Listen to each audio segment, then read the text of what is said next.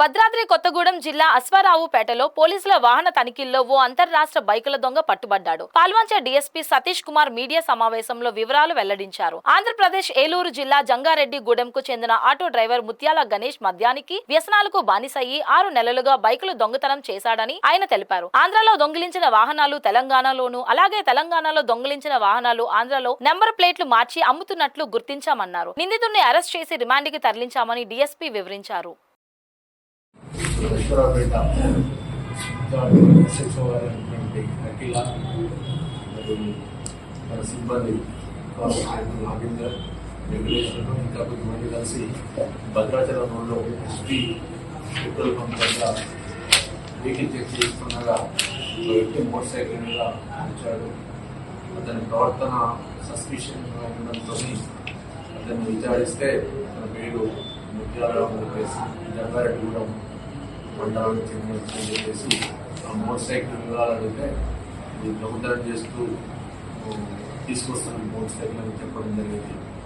పూర్తిగా అతన్ని విచారిస్తే తెలిసింది ఏంటంటే అతను తడకలపూడి పోలీస్ స్టేషన్ పరిధిలో 6 మోటార్ సైకిల్స్, మన అశ్వారావుపేట పోలీస్ స్టేషన్ పరిధిలో 3, దమ్మపేట పోలీస్ స్టేషన్ పరిధిలో 1 మోటార్ సైకిల్ దొంగతనం చేసినట్టు విచారణ తెలిసింది.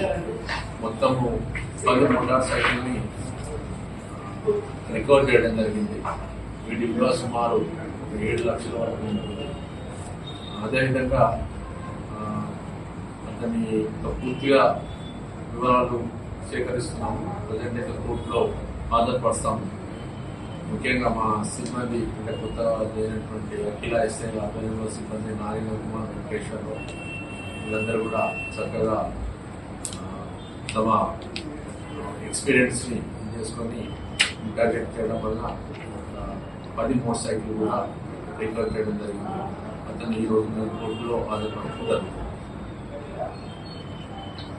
బైక్ దొంగతనాలు ఇప్పుడు మన విచారణలో కేవలం బైక్ దొంగతనం తెలియదు. పూర్తిగా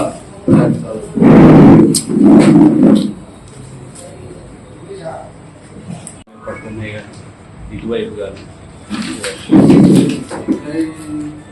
అప్లై చేస్తున్న వాళ్ళతో పాటు సోర్స్ అంటారు వాళ్ళు.